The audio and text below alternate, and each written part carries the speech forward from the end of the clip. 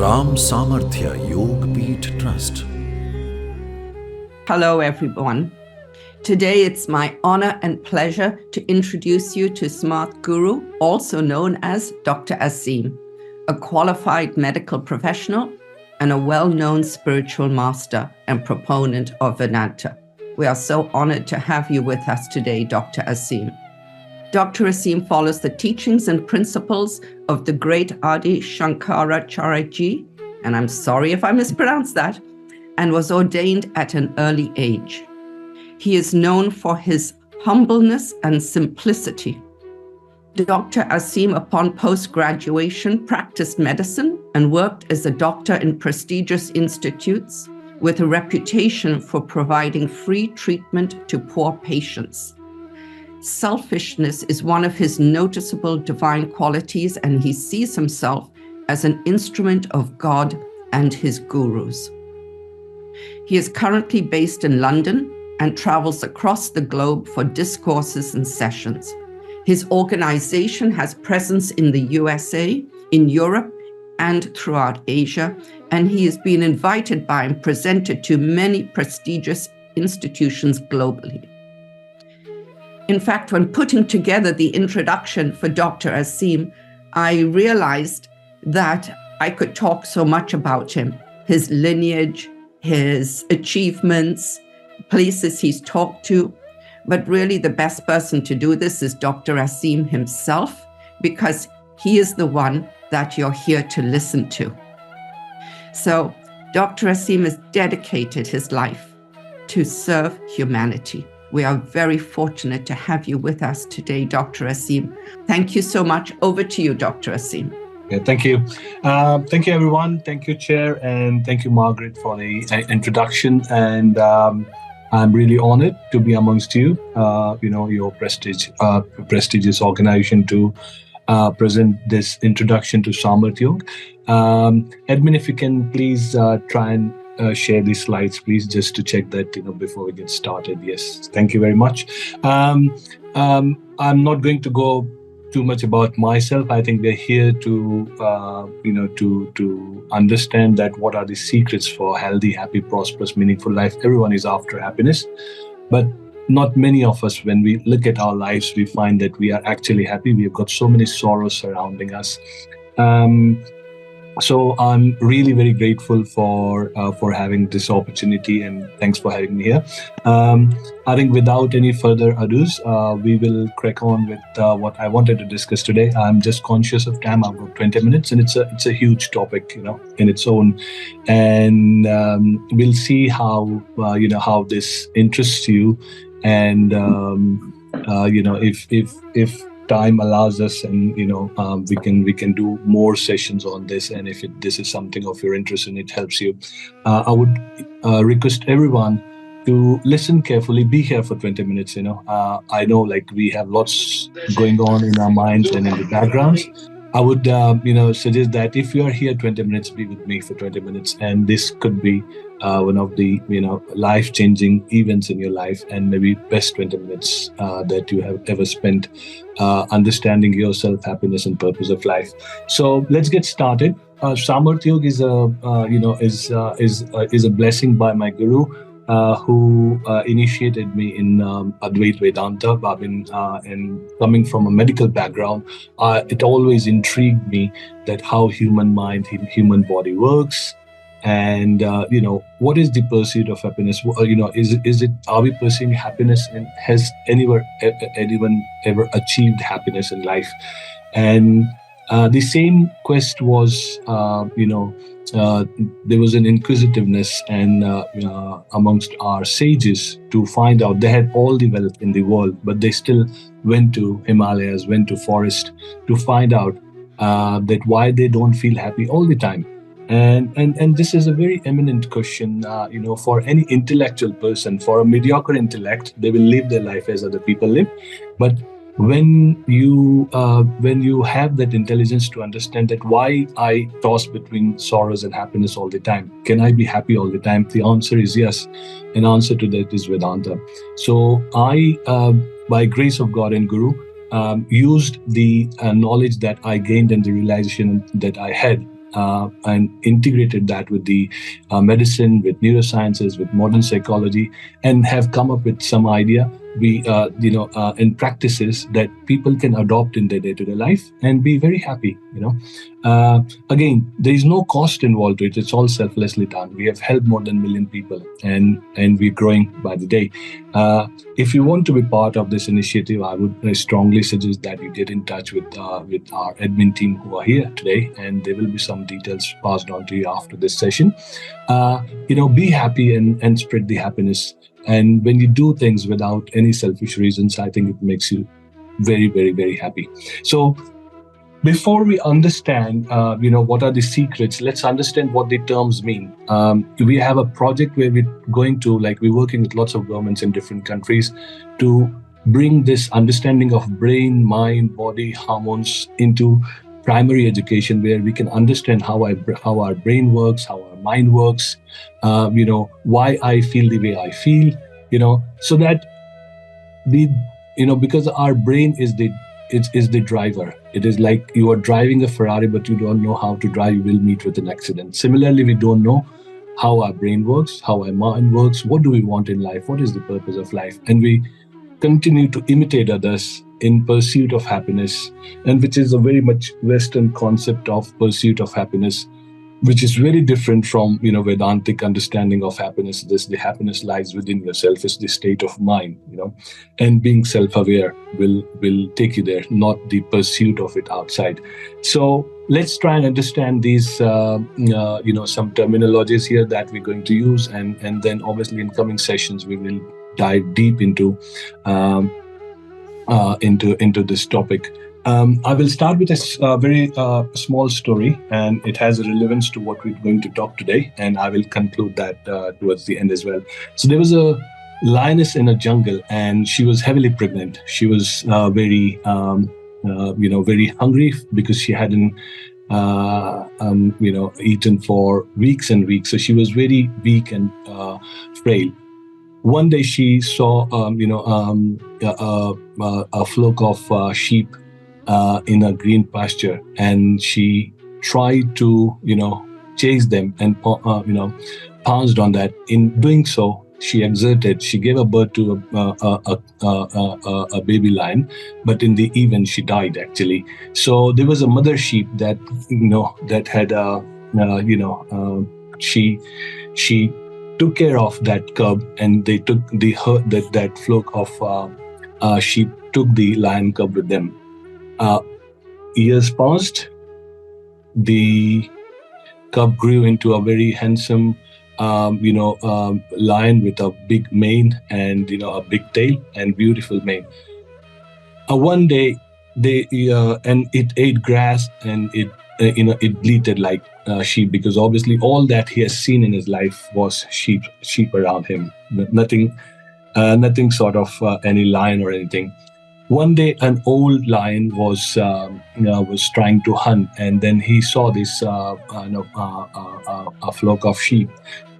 This baby lion was part of it. This young lion was part of it, and when he tried to chase this flock of sheep, he saw that lion was also the younger lion was also running away from the lion. So he scratched his head in wonder and said, why this, I can understand sheep flying away from me, but why this young lion running away from me? So somehow he got hold of him, and he tried to express. So this lion started bleating. The old lion told him that you are not a sheep, you are a lion. And this young lion could not understand that what lion means and who he is. He thought that he's a sheep. He dragged him and to a pool and showed him the face and said, listen, you and me look same, there's no difference between you and me. And then he roared, and he made the young lion roar as well. And once he roared, he realized that he was not sheep, but he was lion. I'll park this story aside, and we'll dive into understanding a little bit more about the words that brain, health, happiness, purpose, meaning, and then we'll come back to this story again. So brain is a very important structure. It is situated in the cranium, in your head here, it is made up of 100 billion neurons. It is responsible for all the major functions that you do. If someone is brain dead, he's dead, So it is responsible for all the functions such as thought, memory, emotion, touch, motor functions. I'm moving my hands, it's because of the brain. If I touch something, the sensation I feel, it is because of brain. So it is a very important structure. It is divided into two halves, and also there is a frontal part of it is called prefrontal cortex. Lots of our research goes into that. So we do lots of research on brain. We're trying to understand then how brain works, how we feel the way we feel, and how we can control the neuroplasticity of brain and manipulate the brain in the best possible way to stay happy, healthy, most of the time. Functions, as I said, different part of brain has different functions. I'm not going to go into much details, but then all your executive function, why this human birth is important in Hindu philosophy and Vedantic philosophy. We are not like animals. If you look at the Western philosophy, you see that, you eat, drink, enjoy, do entertainment and sleep and repeat. That's the mode we are on. So there's no quest for a happiness which is everlasting, So we always jump from sadness to happiness, happiness to sadness, and we toss between these two. There is an ability of the brain to stay in a state of being where it can constantly feel happy.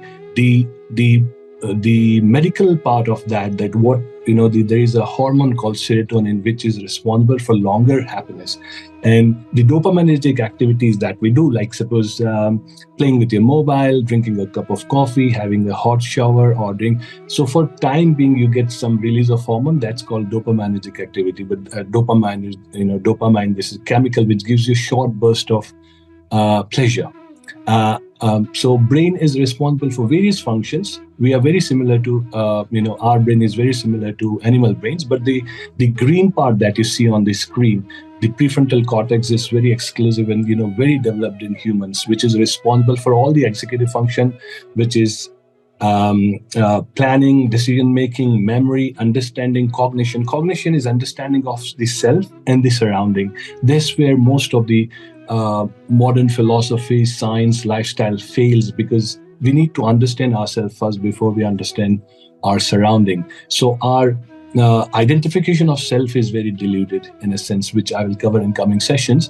But cognition is understanding self and the surrounding, and all the major functions, planning, decision making, cognition, all these functions are done by prefrontal cortex.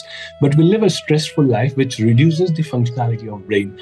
In SAMARTHYA YOG, we have techniques where we can utilize this instrument for the higher purposes of our existence. It can increase your intelligence, your memory, your understanding many folds.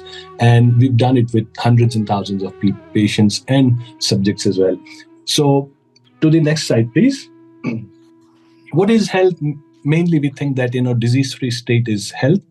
But I think health is much more than that.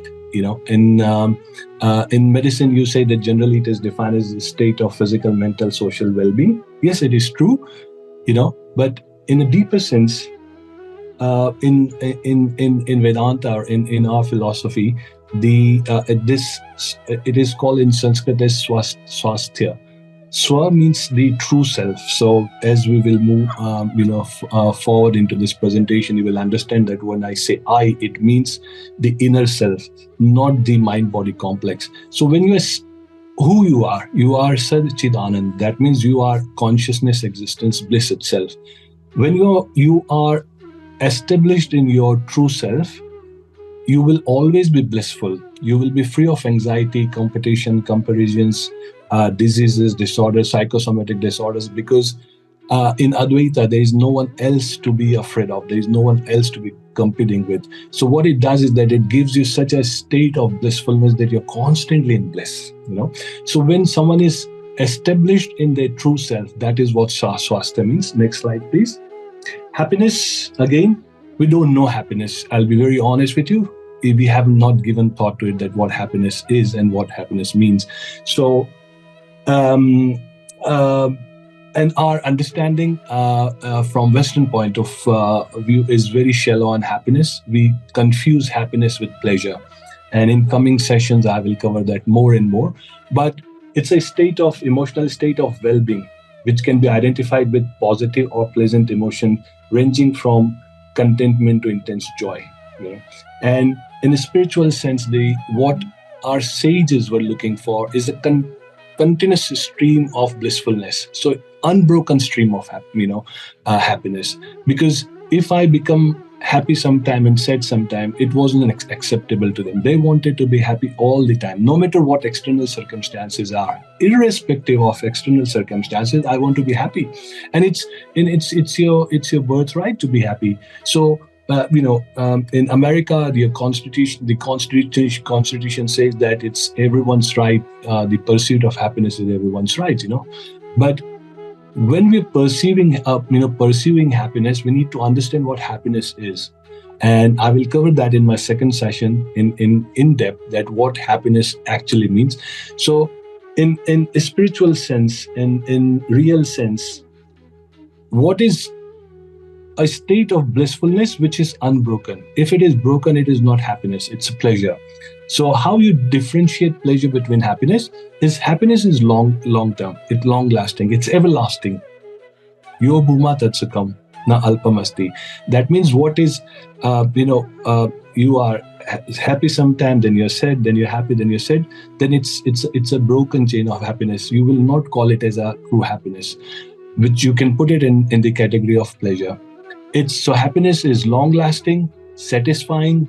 It brings in more, feeling of a community sense. It is more connected, and it is driven by a hormone called serotonin. Pleasure is short term. It uses more kind of your animal brain. It makes you more selfish. It is more addictive. And alcohol, drug addictions, all other happiness that we're searching in outside world, it's short-lived. And that's why when we try to pursue happiness, we are confused between happiness and pleasure, and we end up chasing pleasure. And after every pleasure comes the sorrow. So we never achieve that happiness. Next slide, please. Happiness can be achieved, again, if you can divide it into various categories: mental happiness, physical happiness, that you can achieve through various practices that we are going to cover in our coming sessions. The purpose, I'll come to the next slide on the purpose. Purpose of human existence, again, it depends on which part of the world you were born in, the communities and your upbringing and lots of various things. But most importantly, purpose, one has to find themselves their own purpose in life. It is something that you need to, when you're listening to me, when you listen, contemplate, and meditate upon something, then you will see that, you will find that call from within, that what is the purpose of your existence. And the highest purpose of existence is to achieve that state where you are blissful all the time, irrespective of external circumstances. And this purpose, that purpose is beyond me, my, and mine. It is something beyond you, and you just do for no reason, and doing something good to others gives you so much pleasure and happiness. This has been it is for thousands of centuries. This has been, taught in Vedantic school. Modern psychology, as the positive psychology, has just, started developing. Like, it has just been there for, say, past 20, 25, 30 years, not before that. So the psychology studied sick minds, and their researchers were sick in a sense because they could only understand sick minds. When these sages studied the mind, they studied the purest of pure of mind. And what they understood is that mind has different stages. And when you find the purpose, then you constantly evolve to a certain state of consciousness where you find a purpose which is beyond yourself. And more modern research is proving that. Meaningful life, again, what is studying, getting a degree, earning lots of money, settling in a foreign country, buying a car, buying a house, giving birth to few children, doing their upbringing, again, the cycle continues for your children, and you become old, and then you pass your time, and somehow you die. Is this the only meaning, purpose of life? Or there is much a deeper meaning to your life? Again, in psychology, more and more research has been done, and they have identified that happiness is not just pleasure and engagement. It is the adding meaning to the life that makes the huge difference how you live a life. We are going to cover this in coming sessions. I'm now briefly going to go through a snapshot about Samarthya Yog. Again, Samarthya Yoga, we've been, conducting classes for Samarthya Yoga. I've been conducting for almost last 20, 25 years. It started with the same journey as the journey you're on, that we want to be happy, we want to live a meaningful life. But how do we do it? So Samarthya Yoga is a scientific way of living healthy, happy, meaningful life. It helps individuals to realize their fullest potential on mental, physical, and consciousness level to the highest of human standard and beyond. Samarthya Yoga is not just a practice, but it's a way of life to enable individuals to use this living instrument for the higher purposes of our existence. Samarthya Yoga, it's not trying to distinguish itself from others by giving it some name, but it is scientifically proven techniques and methodologies that will help an individual to live a very fulfilling life. So Samarthya Yoga incorporates methods and technique principles from different streams of ancient yogic philosophy, and it involves a technique called Ram. So there is in your brain, just at the nape of neck, where your brain connects to the spinal cord, there is a system called reticular activation system.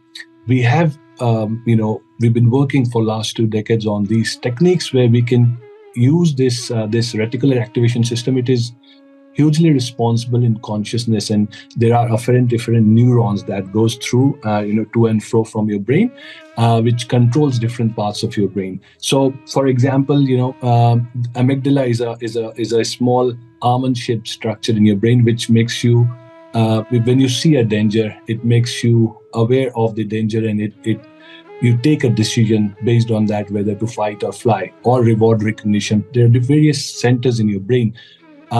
These afferent, this reticular activation system, there is a technique called reticular activation mechanism, that's we call it as RAM, that helps you to achieve that state of blissfulness and achieve any desired results inside and outside. This helps individuals to live a very beautiful, highly evolved life, and which is very satisfying. Coming to the next slide, Samarthya Yoga implication, we are applying this science. So what happens in Samarthya Yoga is that we have done a research that whichever part of your brain you can visualize the light and you hold on to that idea for a long time, what you do is that you increase the neuroplasticity of that part of your brain. That's why every individual has to have a good understanding of brain, whether you are an IT engineer or you're an accountant or whoever. If you have good understanding of brain and you know which part renders what function and how you can manipulate it to utilize that instrument, and you can increase the ability of that part of brain multifold. And that's what Samarthya Yoga does for you. It creates highly motivated, selfless individuals. It increases your mental abilities, your physical abilities, your spiritual strength, and that's how your productivity increases, And more productive you are, more beneficial to yourself, to your family, to society, and you could live a very productive life. And the whole society rewards productivity. But our productivities are going down because we have distracted mind and we are so much engrossed in the world outside that we don't have time to think about ourselves and strengthening our internal abilities to deal with situation and circumstances and utilize this living instrument for higher purposes of our existence. So where do we work? Samarthya Yoga runs under a flagship of Ram Samarthya Yoga we trust. And we work on building socioeconomic front. We build able, morally skillful and accountable societies. Psychosomatic disease prevention, we're doing research. We're building a huge research center in Rishikesh, between Rishikesh and Haridwar, near the banks of Ganges, where we are doing research, and we are starting a center in London as well, in Angel. Our research mainly works on how diseases originate. So we are able to now reverse diabetes, hypertension, and most of the disorders that we see are, which we call it as genetically inherited disorders, our research will prove lots of existent concept about the disease origination, that we can prevent diseases 10-15 years before they actually starts showing symptoms, and they are measurable and they can be measured in medical tests. And we are able to switch on, switch off genes as well. So there's lots of research that we do, and if we can prevent these diseases, so cure is always better than prevention is always better than cure, and that's what our philosophy here is, that we can prevent lots of disorders. General well-being. Again, mentally, healthy people, mentally, physically, beyond just disease-free state. Usually, when we talk about healthy state, we think that if you don't have disease, you are healthy. But being healthy is, in our definition, is beyond being, just a disease-free state, which I will cover in coming sessions. I think, how much time have I got to complete this presentation? Dr. Asim, your time is running short. I'd say a couple more minutes, and then we can have time for question and answer. Sure. So I think there is no reason why we should rush it. But then I think the slide that you have here, how we can help individuals to the blissful state that we've been talking about. We will cover that in coming sessions. But what we have found is that the control of breath, that is breath regulation, controlled association, you're controlling your surroundings, and controlled sensory input, we call it as controlled conditioning. So your conditioning so far has been uncontrolled. You don't know what your parents are going to talk to you, your friends are going to talk to you, what television shows you. All this that is coming in is conditioning your thoughts, your mind, and that affects your brain, and how then your the master gland in your brain called pituitary releases hormones, and that then it controls all the stress responses in your body. So we are able to check this and then do conditioning of brain in such a way that you could constantly avail that state of blissfulness. There are certain ways we can do it, but I think I will just, we'll keep the practical session for next time. Coming back to this story, what I was telling you before is that cub lion was actually, we are all that cub lion, and a guru in your life is the old lion that makes you understand that you are not the sheep, but you are the lion itself. Similarly, we think that we are the individuals, we are this mind body. I'm someone's father, mother, children, daughter, a doctor, engineer or something, and I have accumulated this much wealth and this is who I am. This false identification is the main cause of sorrows in our life, and not being able to achieve the higher purposes of our existence in a blissful state. You are consciousness, bliss, existence itself. You are Satchidananda Swarup. And how you can, so a guru comes into your life. Guru means darkness and Ru means a remover of it. Similarly, in Samarthya Yoga, when you visualize the light within your brains, I will do a simple thing we'll do. You look at a source of light just now for 5 seconds with a rapt attention and focus. Look at the source of light. Then close your eyes and visualize that light in between your eyebrows and hold on to it for 5 to 10 seconds.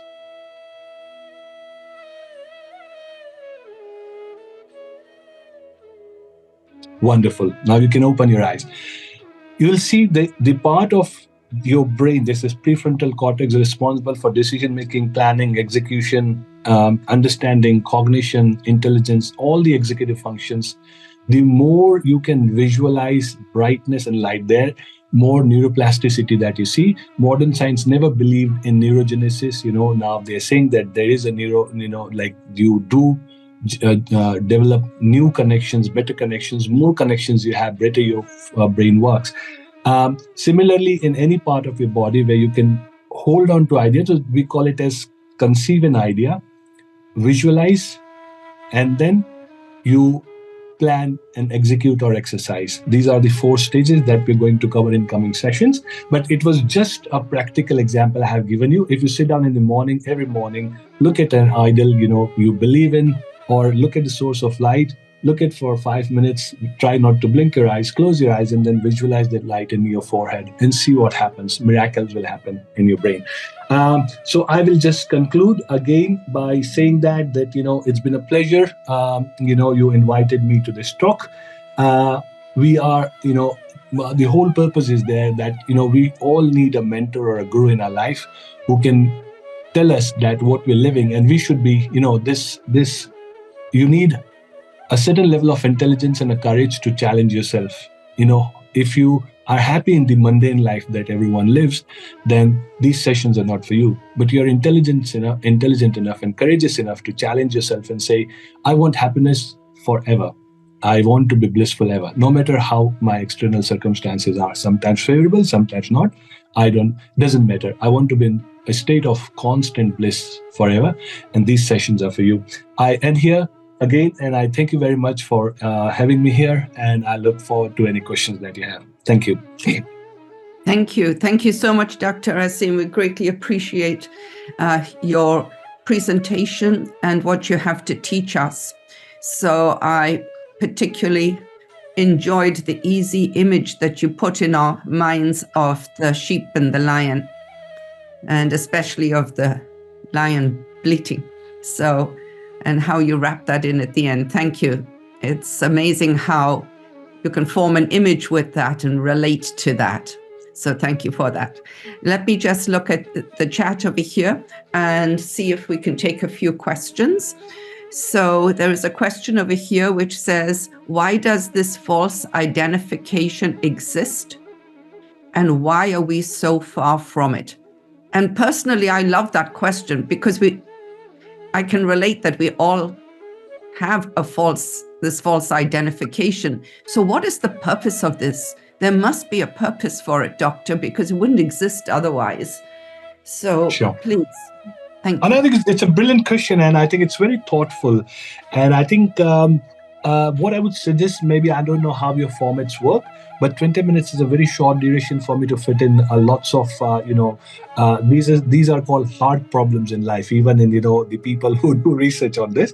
So I think, I don't know how it would work, but then I'll be more than happy to do an hour sessions, so 3 or 4 sessions to cover this. But it's a beautiful question. I think if I was to put it simply, it is the repetition. So our founding principle in Samarthya Yoga is Abhyas Vairagya Abhyam Chitta Vritti Nirodha. I'll simplify that for you in English.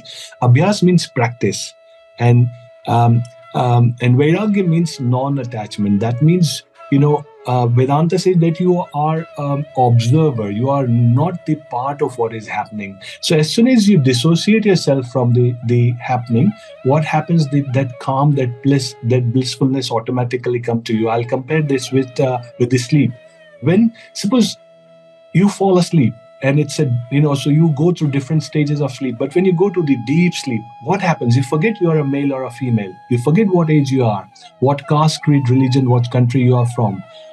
At that stage, whole rejuvenation of body happens. All the toxins get removed, and if you don't get that sleep for 4 or 5 days, you'll go mad or someone can die. So what happens is that we have to come away from this false identification, because so at one end, we are trying to create that false identification whole day, but the actual relief and happiness that we get is actually going away from it.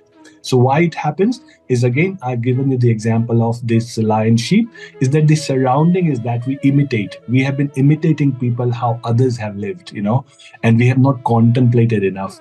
The way out is listening to a guru, contemplating and meditating. If you do these three things, then you are more and more. Suppose I'm telling you now, just close your eye and believe what I say, is that you are consciousness, existence, bliss itself. You are not Margaret, right? You are that divine. You are divine. You are not this mind body.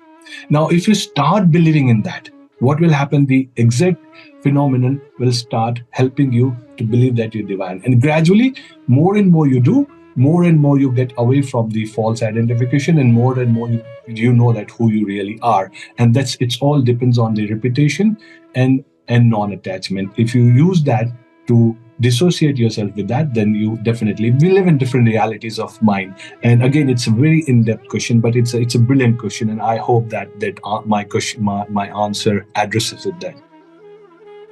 Yes, I can see that we would need a lot more time to hear from you, and it's very, very hard to condense everything into a short presentation. I understand that. Another question. First of all, there's somebody thanking you, saying, wonderful session, very enlightening and an eye-opener. Many thanks. There is a question here. Can we control the secretion of good hormones? Definitely, yes. Get associated with us. I'll say anyone who's interested, yes, you can. You can.